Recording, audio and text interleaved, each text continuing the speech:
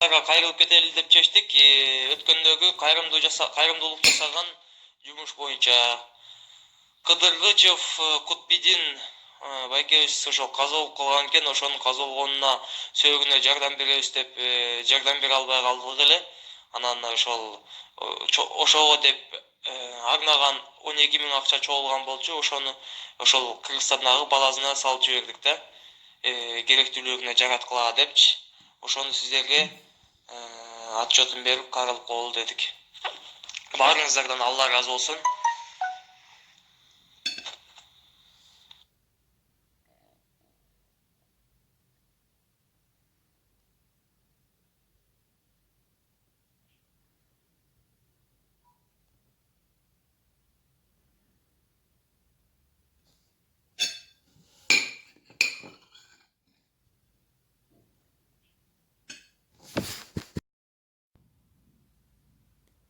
Ассаламу алейкум, урматтуу Кимкидеги кыргызстандыктар, Кимки кланы.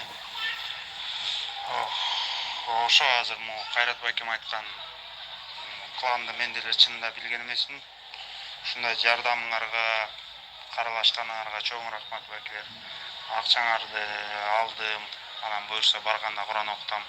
Баарыңарга чоң рахмат, Алла ыраазы болсун.